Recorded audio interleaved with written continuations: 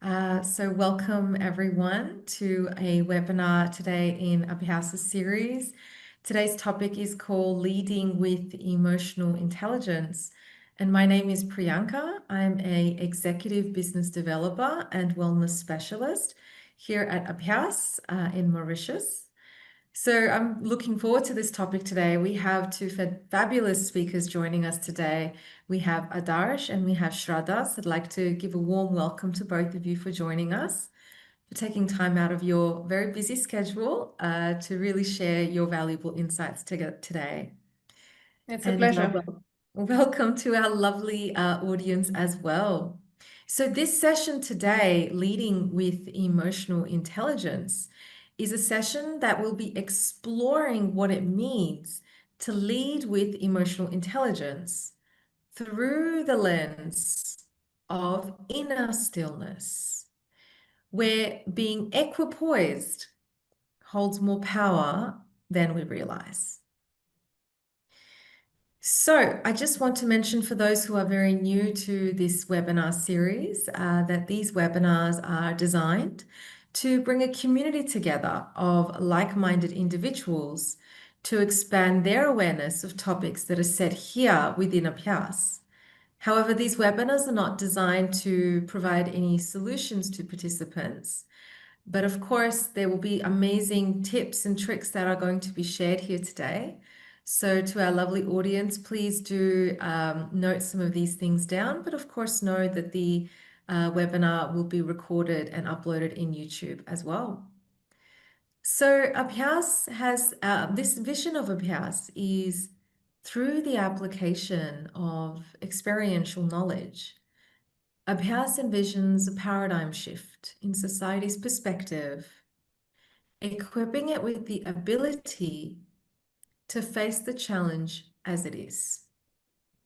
And here, our mission at Abhyas is that Abhyas is committed to equip individuals with equal opportunities by providing professional training to impart the courses on mental well-being, creating a better future for themselves and for humanity at large.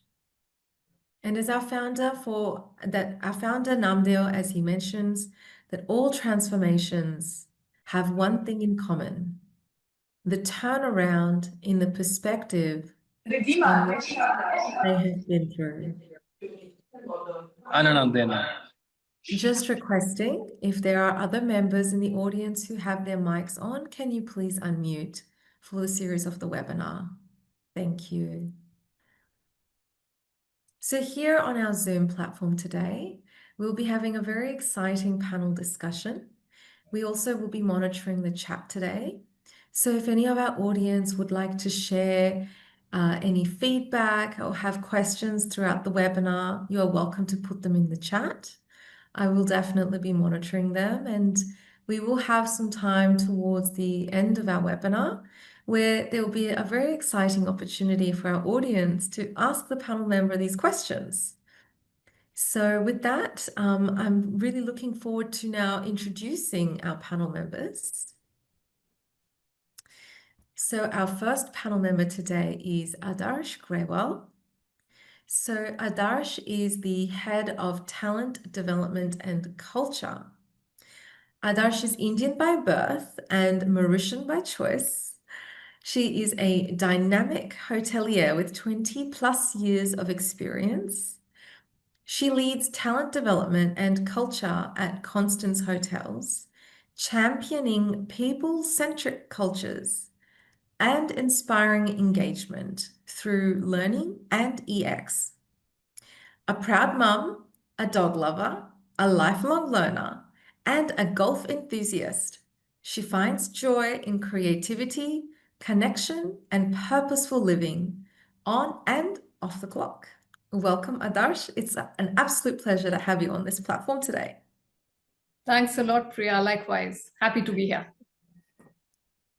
Lovely. So introducing our second speaker today, Shradha Gang Verbeeck. Apologies if I'm not pronouncing that right. But Shradha is an executive coach and team leader. with 20 plus years of experience across hospitality, retail, finance, aviation, and logistics. A former corporate trainer, she empowers individuals to build confidence and shift their narrative.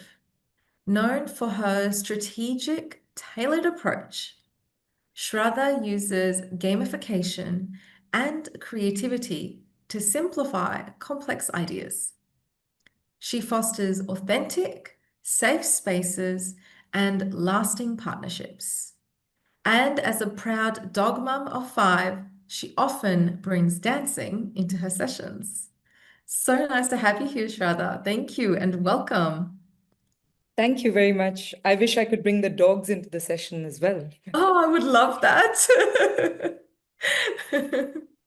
Wonderful. It's really good. I have a good feeling our discussions today are going to be really, really amazing. So, I think before we move into having our lovely panel members grace us with their discussions, I have a question for our audience. So, over to our audience, just spend about 30 seconds, 40 seconds. Please don't take too much time. But the question that's coming up on the screen that I'd like to ask you is We what can't hear you, Priya. can you hear me now? Yes? Yes. Okay. I'm happy to say the question again.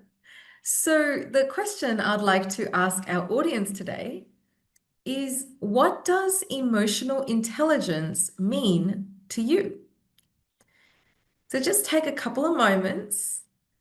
Please share with us maybe a few words and keep your answers coming through. So we're now going to move on to our panel discussions. And we're going to start with our first question. All right. So the first question is, how do you define emotional intelligence through the lens of inner alignment? And why is it important in both the workplace and our personal lives? Thank you. Thanks, Priya. I'm going to take the lead on that one. And Shradha, you'll take it from me or just drop in a line when you feel like. So All first right. of all, thank you for having us over. Such an important topic and one that I find more and more pertinent in our lives today. There's a lot of interest, a lot of work on it, but I'm not sure if it's reaching the grassroots. So I'm very happy to be part of this initiative and doing my bit. Growing up, you hear a lot on IQ. I remember doing all kinds of online quiz and trying to measure my IQ. And it wasn't until that I came into a leadership role that I started to hear of EQ. I started to understand emotional intelligence. And that might be a reality for a lot of us here. And the interesting part is this. I feel that success in life, whether it's professional success or personal success, is often more because of your emotional intelligence than your intellectual intelligence. Because beyond a certain age, I think the IQs kind of stabilize, but EQ is way more malleable. You can learn it, you can keep on improving it, you can excel with it. So I really hope that I and Shradha are able to share insights that are simple, that are easy to follow, and we'll try and keep it as practical as we can so that we can all have some key takeaways and have fun. Coming to your question now. Yes. So emotional intelligence to me is the bridge between self-mastery and meaningful connections with others. And when we view that with the lens of inner alignment, it becomes much more than just managing our emotions. It becomes a way of life. It becomes about leading with integrity, with something that you truly believe in.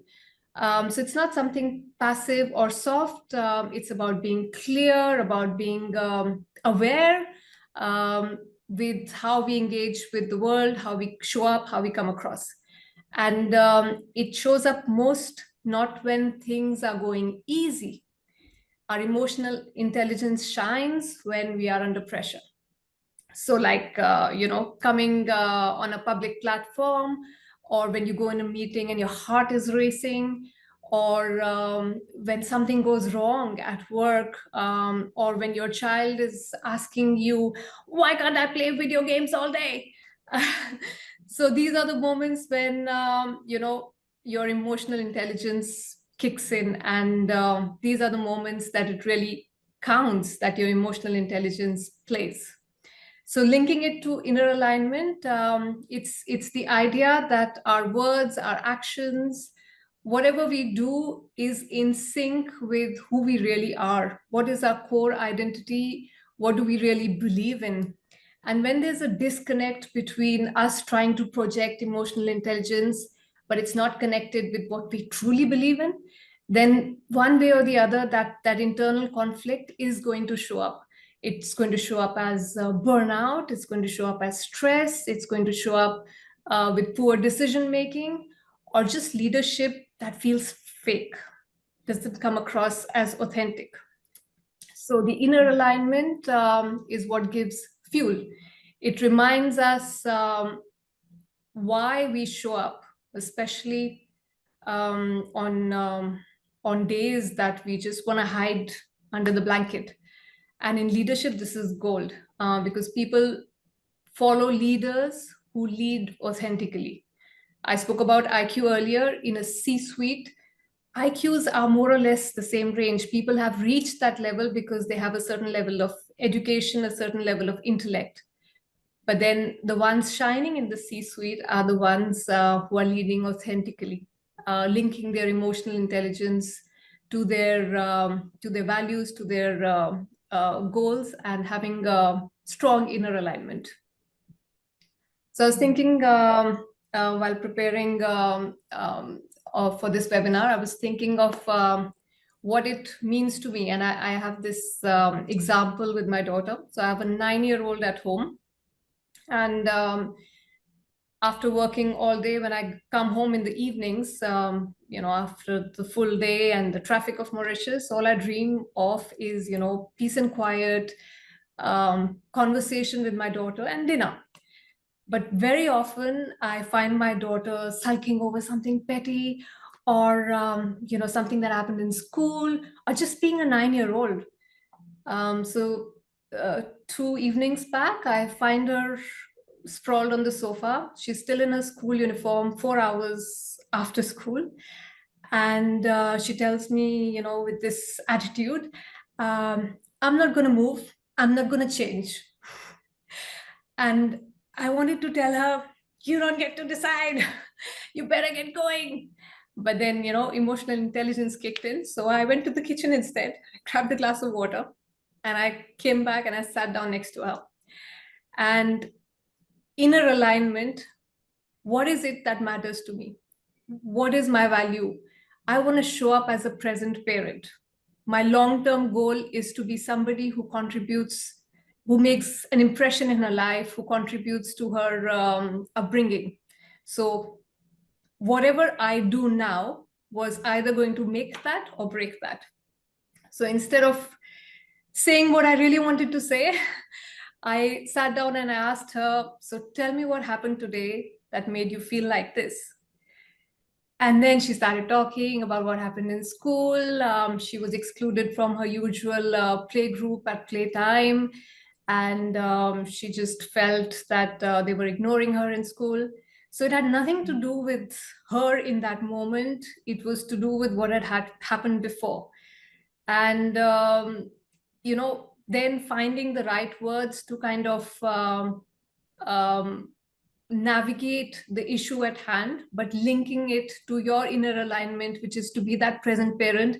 And then you find the right words. So we spoke about friendships. We spoke about, how things sometimes are rough. We did some scenarios with some soft toys. But eventually she went to bed feeling heard, which is great, which aligns to my value. And I went to bed feeling like I had used every single muscle of emotional intelligence in my body, but rewarding nonetheless. So that's my 2 cents on that. Shraddha, you have something to share? Yes, I do actually. Thank you so much for sharing this example, Adarsh, because one of the biggest challenges that we are facing in the workplace, and I work with a lot of leaders from different industries, and that big challenge is about how do you deal with young professionals. So when you talk about being aligned with your values, your emotions are aligned with your values, and then externally, this shapes your behavior. I think that leaders today require three, I call these the three pillars of leadership: inspire, engage, and influence. And this is what the young professionals really need right now.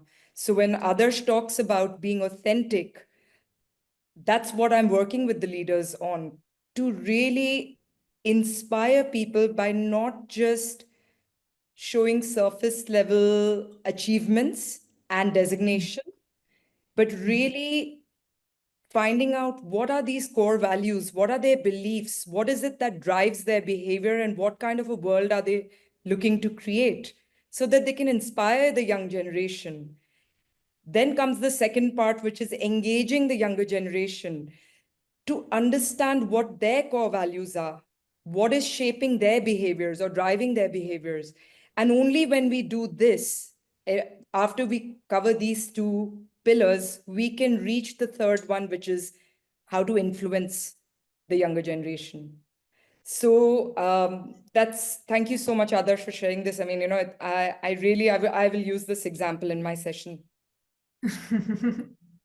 So, what I would say is that for emotional intelligence forms the core of leadership today, and it helps leaders inspire, engage, and influence. Yeah, absolutely. I just wanted to add to that, Shraddha, because I come from hospitality. Emotions ripple from leaders to our teams to our guests. And Yes. this whole alignment is what keeps the whole experience authentic. So we speak about true people creating true experiences, but that comes from this alignment. As long as there is this inner alignment, the whole experience is going to be authentic. And it's not just in hospitality, it's all in all sectors, in all work cultures. The emotions of the leadership seeps down all the way. So yeah, Yeah, authentic and you know leadership what sets the happens? tone. Sorry, Adarsh, you know what happens is that in most of the organizations, you will see a lot of work being done on helping people understand the core values of the company. But most of the times, people don't even know what their core values are. So I think the starting point is for us to start helping, even if it's a frontline staff, it starts from there. Let them understand what their core values are so that they can align it to the emotions that they're creating for their guests, for their colleagues. But they have no clue what core values are. They're just memorizing the core values. I've seen workshops where people are asked, what are your core values? What are the core values of this company? And they're so scared to answer because the core values change every year. And they're like, wait, I remember. Anyways, you can go on and on, Priya. So please move on to your next question.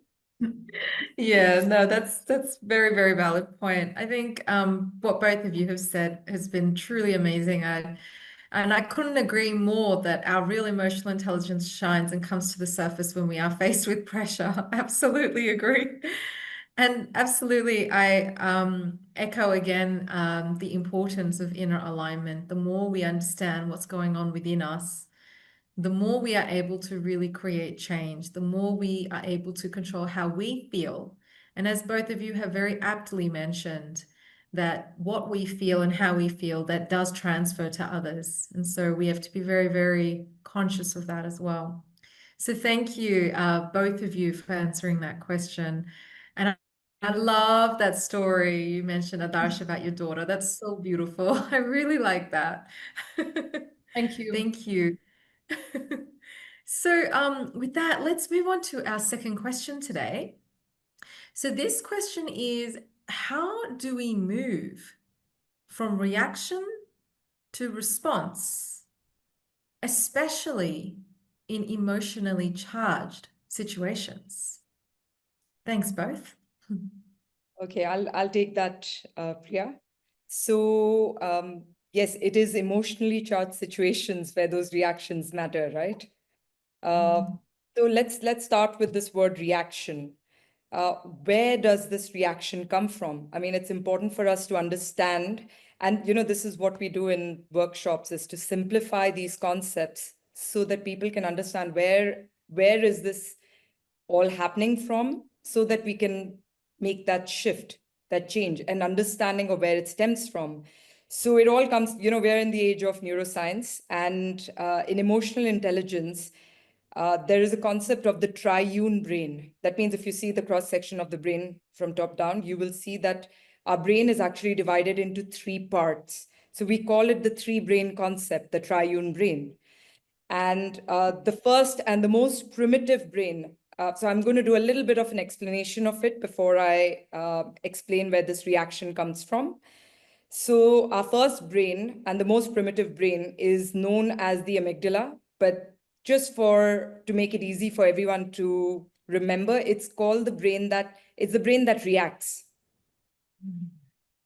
And it's the brain that is responsible for survival. That's the reason it came into existence, for survival, to keep us alive.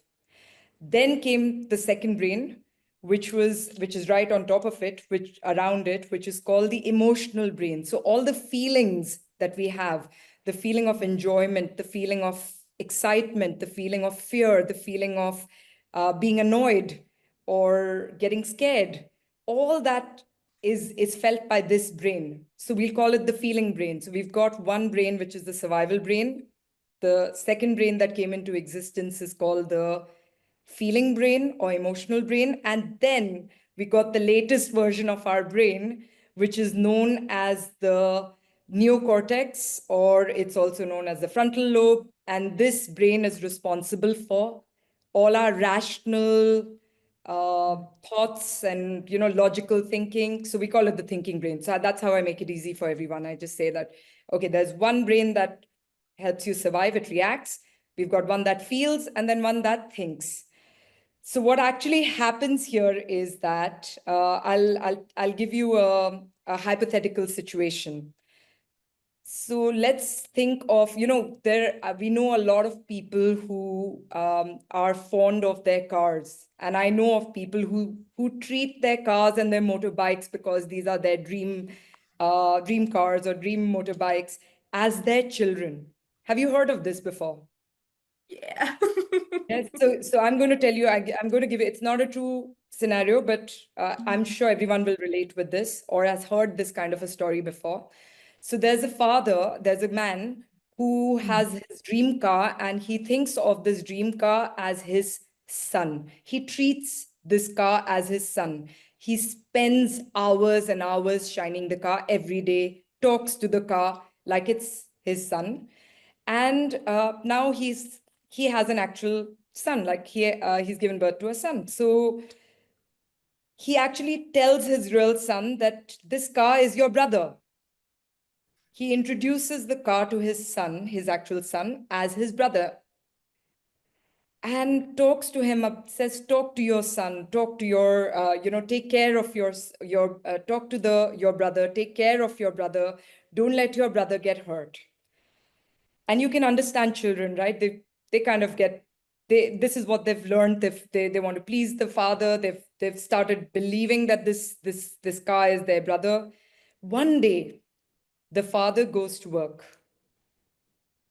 The child is at home. He's playing around his brother. A fly comes and sits on the car, which he calls his brother. And he suddenly looks at that fly and he says, hey, I was supposed to protect my brother. He picks up a hammer and he hits the fly. What do you think happens? The fly flies away. And now the father comes back home. And when the father comes back home, as his daily routine, he goes to say hello to his firstborn, which is the cow. Mhm. And the moment he walks into that garage, this is the reaction. So what actually happens now is that when that reaction happens, this is called the freeze reaction, right? You freeze because something has shocked you. And what the father does is he goes and picks up the hammer. And there are several endings to the story. He can either pick up the hammer and hurt the child, his own son, his own flesh and blood, or he can harm someone else in the family, or he could harm himself out of anger, or he could just take the hammer and walk away, like walk outside of the house. And there are so many different reactions here. How do we know what is going to happen? It all depends on how you have trained your reaction brain, or what we call the survival brain, the amygdala. Because what happens here is whenever there is whenever you are in shock, whenever this reaction happens, when that reaction happens, it can happen when a snake comes into a room as well, right? And I'm not talking about the kulev, the Mauritian snake. I'm talking about a king cobra comes into the room. That is going to be your reaction, right? You're going to go, you're going to do that. In fact, I would do that for the kulev as well. But anyways, so, and at this point, some people will try to fight the snake. That means they'll pick up a chair and they'll try to hit it, or they'll try to get rid of it. And some will run away, which is called the fight and flight response.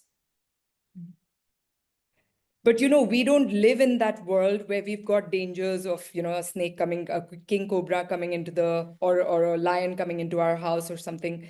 So you don't really need to go into this fight mode. So what happens is that this survival brain, what it does is it actually, the amygdala, it hijacks the other two brains, because according to the amygdala, if this human being starts thinking, it'll be too late. The snake will bite it and it'll be dead. And the job of the survival brain is to keep us alive. So it hijacks the other, and it has been tested to see that all the blood from your frontal cortex, the thinking part, the rationalizing part of your brain, is pulled, it's sucked towards the amygdala during these kind of these kind of situations, these challenging situations. So it paralyzes your thinking ability. And because of that, you have these terrible responses of parents, harming their children.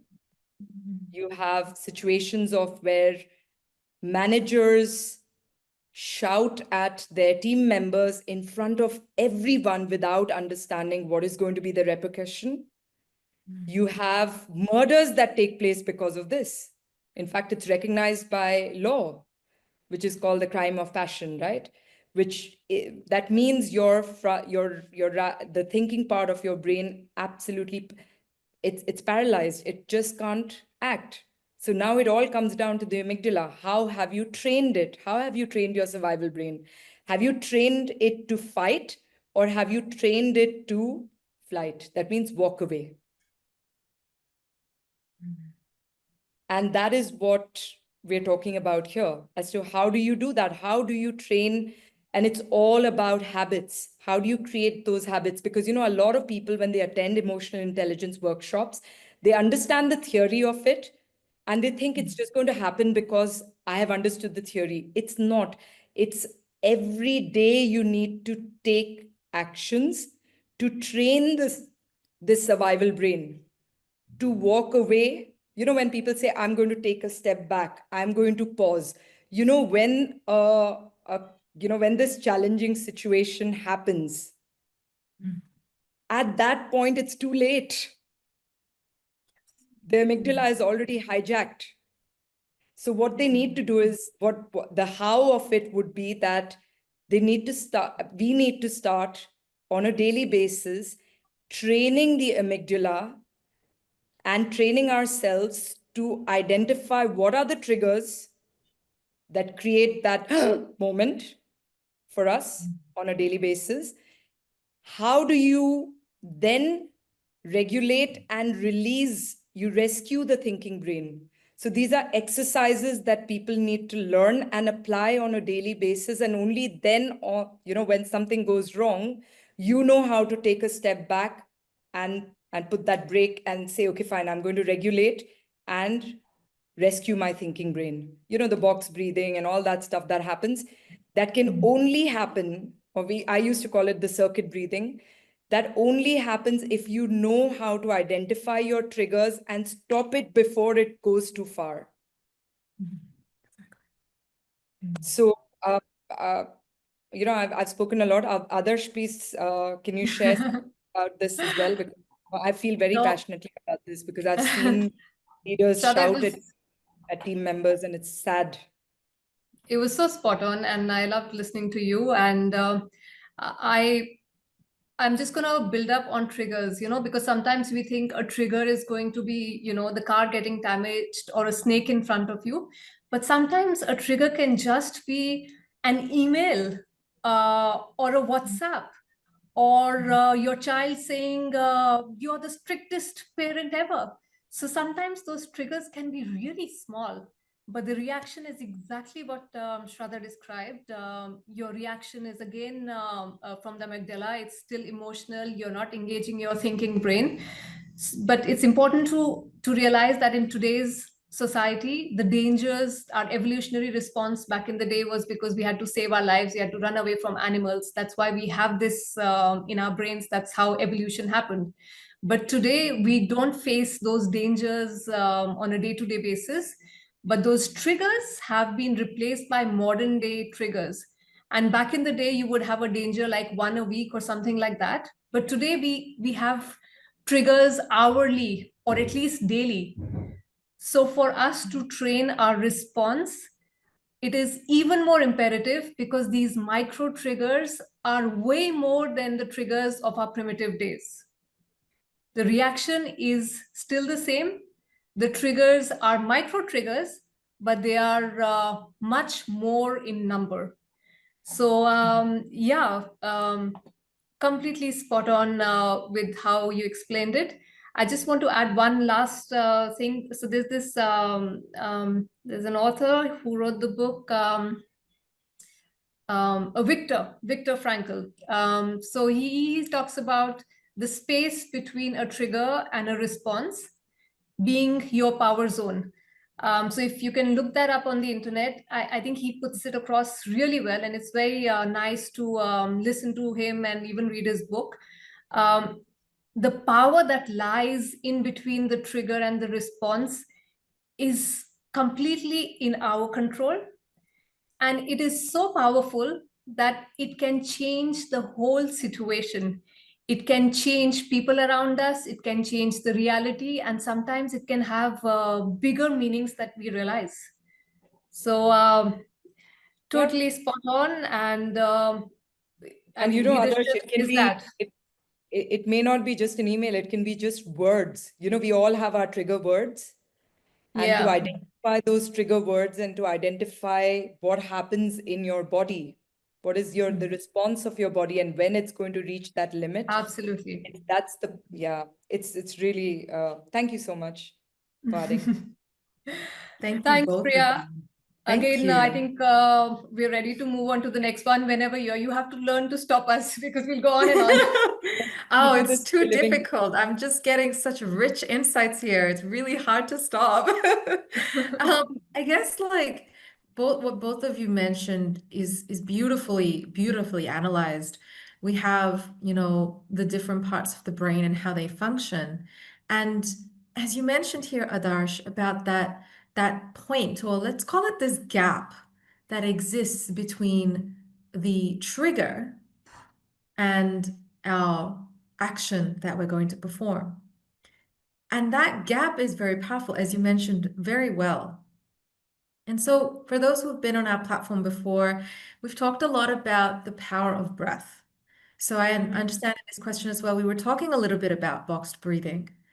So, I guess all I'd really want to add here, because so much richness has already been said, so I don't want to take away from that. But I guess all I want to really mention is that our breath has that potential to allow us to identify what is happening within, allow us to align within, and then perform an action that is in alignment with what is going on inside rather than from a place of just reacting. So that's all I'll say here. So beautifully said, both of you. Thank you for your insights on this question. So let's move on to the next question then.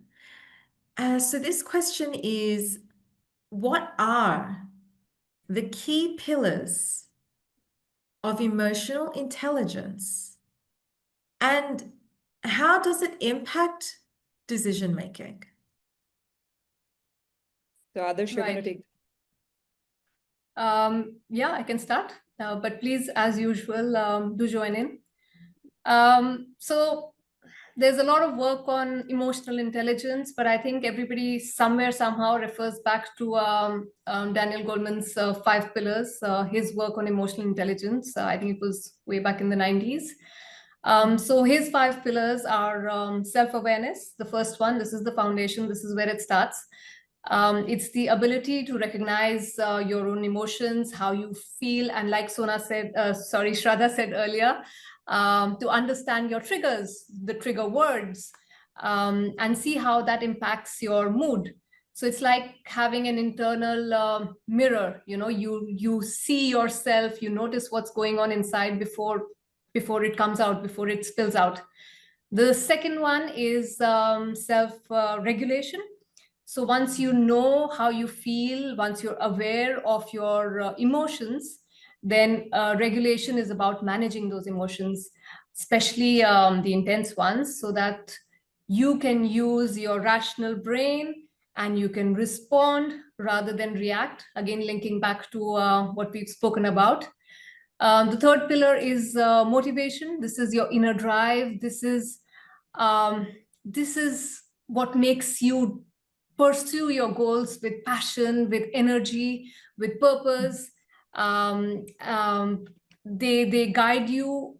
They guide your actions and connect it to your identity, to your meaning, to your goals, to your values. The fourth one is empathy. It's your ability to connect with others, to truly understand how they feel, what they're going through. We talk about empathy as as stepping into somebody else's shoes. But I would say, don't just step into them, walk a mile in them, because then you really understand the person, you connect, and you have compassion. And the fifth and the last one is your social skills.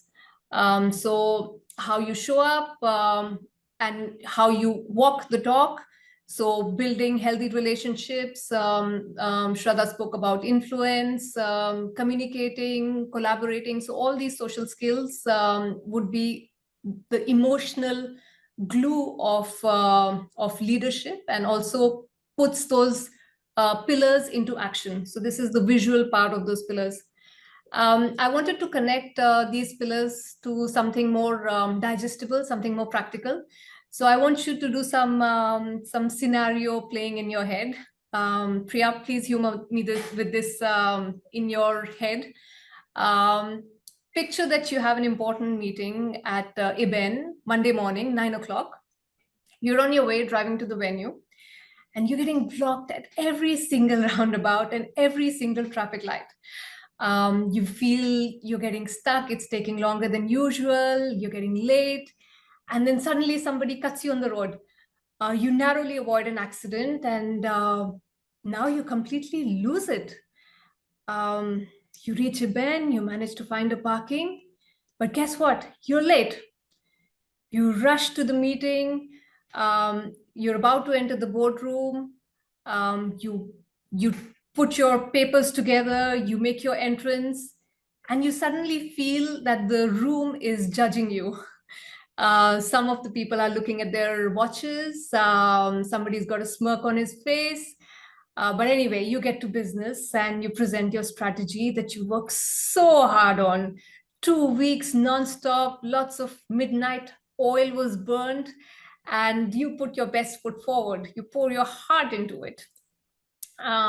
You finish your presentation, but the reaction you get is not what you expected. And somebody suggests running it past an external consultant. That's it. In your mind, you're thinking, how dare they? You've got to be kidding me. But you simply say, as you wish, and you leave the room. Did you picture that, Priya? So that's a scenario. Priya looks Without like a lot someone who would say, sorry, Adarsh, Priya looks like someone who would say, as you wish, and walk out, right? She doesn't look like someone who's going to go and say, no, you can't do that. Yeah. So as you can see, there's not a lot of emotional intelligence at play here. Now let's put the 5 pillars into this situation. And I think this is something that's happened in our lives one point or the other, or at least bits and pieces. At least getting stuck in the traffic has definitely happened. So putting the 5 pillars into this now. So you still have the important meeting in event, 9 o'clock. You're still running late. You're still stuck in traffic and somebody still cuts you off. Self-awareness, you realize that you're angry. You realize that you're flustered. You realized you are anxious about the presentation. So you finally arrive at the meeting, but you're late. Pillar number 2, self-regulation. Before you actually step into the boardroom, you take a deep breath and you focus on what is important right now. What happened outside on the road, or what is now going to happen inside this room. Pillar number 3, motivation. You remind yourself, why are you doing this? Why is this important to you? What is your end goal? Why did you put 2 weeks of effort into this? And now you enter with a smile, but you still feel judged. You still see somebody looking at their watch. So next pillar, empathy. You apologize for being late and you really mean it, because you realize that everybody in that room has also come in through the same traffic.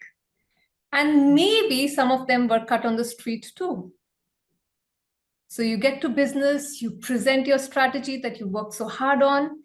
And of course, somebody suggests running it past the external consultant. So pillar number 5, social skills.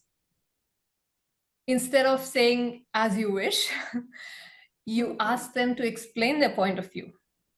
And you truly listen. You try to understand. You are open to their input. And you engage your rational brain into thinking, what is the best decision in this scenario? Can you tweak your strategy presentation? Can you propose something else? Or is it really better for them to actually engage an external consultant because maybe it's not the right fit? So that is where your decision making would be much more powerful, much more strategic, much more clear, because you are thinking like a leader and you are not trying to make decisions to satisfy your short-term ego, but your long-term goal. So that's the 5 pillars. Beautifully said. Radha, I'm sure you have I something to add there. No, I said, I'm sure everyone can relate with this example because all of us have faced that Eben traffic. I leave at 6:30 in the morning so I can avoid that Eben traffic and I can regulate my emotions before I reach somewhere. You have to dodge the school traffic and you have to dodge the office traffic, right? You all know Absolutely. Mauritius. Okay, so the only thing I'd like to add here is that it's an advice for everyone, unsolicited advice or maybe solicited advice, is that when they're dealing with, I keep coming back to the challenge that I have noticed in the corporate world, which is with the younger generation, is that before before learning about how to manage or lead across generations, it's important to add emotional intelligence to it. This module needs to be added because that's how you are able to understand someone else's map of the world. And the map of the world of let's say a generation Z or Y would be completely different. So if you want to really make change and you want to decide what are the changes that you want to bring about in the corporate world, in your processes, in the culture, in the working environment, it all needs to be done by keeping that, what interests the generation that you're trying to engage. And it's easier said than done. Like what Adarsh said, empathy is not just putting yourself in someone's shoes. It's very difficult to do that because we're constantly looking at the world through this lens of our own core values, right? That's how we see the world. And to lift it up slightly and to be able to see the map of the world from someone else's point of view, because I've heard blanket statements like, this generation only works for money. This generation does not know how to, is not kind. This generation does not know how to take any kind of pressure situation, cannot take feedback. There is a reason behind it. So, applying emotional intelligence will really help leaders make that change and, really accept and support the younger generation that is coming into the workforce. It's And already. both ways, Shraddha. There's blanket statement for the older ones as well, where the new ones would be like, they don't know, they are resistant to change, and they're always criticizing. So yeah, it Rigidity. goes both ways. I know it does. So that's what I'm saying. Recently, I was conducting a conference in Malaysia regarding employee experience, and this debate came up again where they said that is it only one generation that needs to empathize with the other? And the truth is that, Adarsh, you see in your case, you empathize with your daughter to make change. So the stronger and the more experienced generation adapts and and that's the answer to your question. So it's about bringing people who are not used to being in the workplace, who have no idea how to deal with feedback, where parents have not been giving, we don't have the same kind of parenting that, that we have experienced, where we were scolded, where we were given, and when they come into workplace and they suddenly get feedback that they can't because they've not got they're not used to, they've not been trained to get that feedback or to accept the feedback or regulate that. So it becomes our responsibility as leaders to shape that generation and to bring them in rather than waiting for them to adapt. Mm. So Perfectly said. Tying back to the pillars, Priya, before I leave it to you, I Sure. think it needs to start with awareness of emotional intelligence. And like Shraddha mentioned, with the leadership to start with, because they are the ones to put the hand out first before the younger ones can join in the handshake. But yeah, it needs to start with awareness. And that's why I'm really glad that we're having this session, because even if it makes a little change in somebody's life, it would create a butterfly effect. I know. Absolutely. Thank you so much. Thank you so much, Priya, for No, organizing this. absolutely, absolutely. And I love how we talked about the pillars that work not just in the corporate world, but everywhere where we go. And you're absolutely right. It does begin with awareness. It begins with awareness. And then, of course, there's harmonize. Very important to be able to harmonize. We all have different types of emotions within us, but it doesn't mean that we have to be judgmental because whatever it is that's going on within is what's being reflected outside as well. So Yeah. if we can, with that awareness, build the kind of constructive approach to our decision making, that can make a real difference. And as both of you pointed out very well, the younger generation is an absolute blessing for us because they keep us in check. They really do. How authentic are we really being? How much longer can we be faking it, so to speak? Hmm. The more authentic we can be, the more truthful we can be, the more likely we are to build that connection, to build that trust, really. That's what it's really about. So in a previous webinar, if you haven't had a chance, dear audience, please do have a look at our webinar on conscious leadership. We talk a lot about how we lead with consciousness, how we lead with awareness, and how our intention plays a major role in how we interact with others and how others see us as leaders as well. So we do have like about just 6 minutes left. It's such a Priya, we've such a got shame that this. someone. Yes, So and I was sorry, just Priya, saying, there's last someone in question. the audience. Sorry, Priya. Sorry. There's someone in the audience that has asked a question. Should we leave it for the Q&A time? Okay. We can definitely move straight to the Q&A. That's not a problem. And of course, this is a really, really good question that's been raised here. So the question is, do you think that the world leaders know about emotional intelligence and its impact? I think everyone should Let's see. know about Let's emotional look at the intelligence, world but leaders in play right now. So we've got some very Hmm. strong leaders leading countries, and the way they are leading doesn't show that they are very emotionally intelligent. because emotional intelligence is a choice. It's a choice. It's a choice. And of course, your personal motivations and agendas can override your emotional intelligence. Very good point. So it all You comes know, down to the intentions. finally, somehow it links to your values. So even though we may not agree with their values, but this is what they really believe in. So in their own way, this is how they are showing up because they really believe in all that's happening in the world.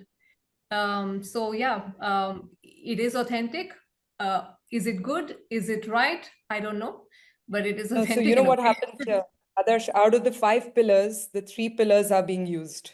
The other 2 are not used.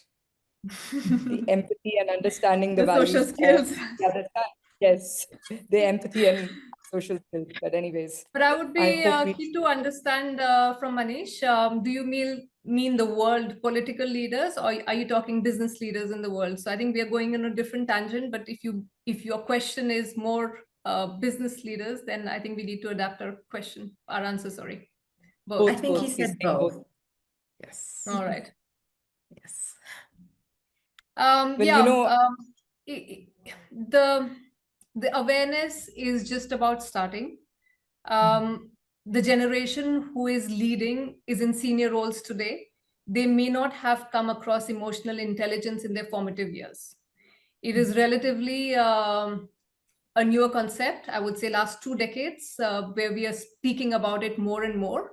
Whereas most of our C-suite and the world leaders are at a age where they may not have grown up with this concept and would now probably need to learn on it.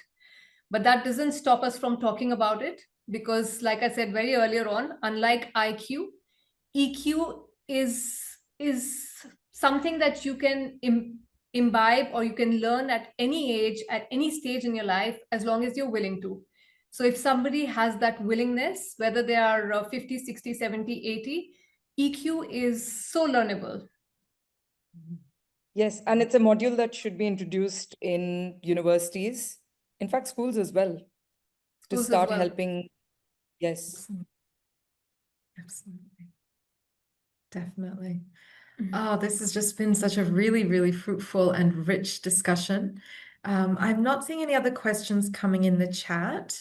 And being conscious of the time, I thought what I might do is just, first of all, huge, huge thank you to both of you. It's been such an amazing discussion today. I've learned so much from both of you. And I really love the emphasis we placed on being emotionally intelligent is a choice. It's a conscious choice that we can make. And that awareness that we have within ourselves to make that choice when we are triggered with something, to know that we don't have to react in the way that we are being instigated to react, that there is a better way. And the power that we have between when we're triggered by a circumstance and the action that we perform to take, that power is apparent right in the gap that gap of awareness. And the more we talked a little bit about box breathing, we talked a little bit about breathing techniques we do here at Abhyas as well. But our breath has the power to keep us in the present moment. I have from a science background as well, so I loved the explanation about the triparts of the brain. That was really fabulous. And I would I be think ever so honored to have both of you back again on this platform because I'm very interested, I guess, and I think all across the world, people are interested to know how can we really encourage children to experience emotional intelligence. We talk about the younger generation. We say that they experience things, they perceive things differently, they function differently. And obviously, as they grow into the roles of being in corporate or being in any kind of professional role. Obviously, this generation has a different way of interacting and engaging with others. So beautifully said. Now I can see, Redeema, you have raised your hand. Yes, Redeema, please. Let me try and see if I can. Yes, hi, please, Ridhima. Redeema. How are you? Redeema, Your I mic is don't not hear can't her. working. hear you. Can't hear you, Redeema. Okay. I see, having some audio issues. That's okay. We'll wait for you. Ridhima, I you think want she's to going to put your type. question in the chat? Oh, That's Oh, okay. okay. she wanted to say a big thank you. Oh, it's a big thank Thank you to So you. I've you. worked with Ridhima. So, hey, Ridhima. I'm just waiting to see if anything further is coming in through the chat. Okay. All right. Okay. So I've worked with Ridhima for quite some time. Oh, that's fantastic. It's really nice when we have people coming together on this platform to support each other. I think that's a really, really positive thing, and something that we want to encourage on this platform. Great. So, does anyone have any further questions before I close our webinar today? Um, okay, all right. Okay, no problem. So, I just want to, I'm just waiting for our last slide to come up on the screen. So this is a little bit about Abhyas, who we are. So for those of you who are here in Mauritius, I do encourage you, warmly welcome you with open arms to please come to our center. We're located in La Laura at the base of Malenga and Mocha Ranges.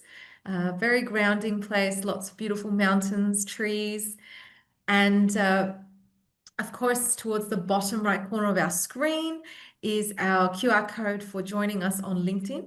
So we do recommend you to check us out on LinkedIn. We have all of our weekly events that are posted here on LinkedIn. If you enjoyed today's webinar, please do stay tuned. We have our next webinar happening tomorrow, and all of our webinars that we have on a weekly basis. I am the main moderator who hosts these webinars. You can access all of the information through our LinkedIn page as well. In the bottom left corner of our screen, excuse me, at the bottom left corner of our screen is our website, which is www.abhyas.mu. Please do have a look at our website. We have very interesting training programs, corporate events, volunteering opportunities. And one thing I'm super excited to share is we will be having our corporate retreats. So that is also going to be continuing from July. And of course, what I can happily do is share a few links in the chat. So if you would like to check this out as well, you are welcome to do so to learn a bit more about our retreat programs.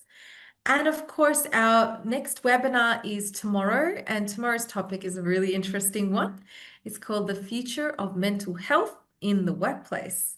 So if you are around, please do join in. We will be starting the webinar at 4:30 tomorrow. And with that, I just want to again say a huge thank you to our lovely panel members today. Your insights have been so amazing. I feel like my perspective's grown quite significantly, quite deep just by listening to both of you. It's been so rewarding for me. And for our lovely audience here today, I hope you've gained maximum out of this webinar too. And I'll just end on a closing note. by mentioning a quote by our founder Namdeo: the highest peak of one's performance can only be achieved through synchronization of body and of mind. So, with that, wishing you all a lovely afternoon, and I look forward to seeing you again on this platform. Look after yourselves. Take care. Bye for now.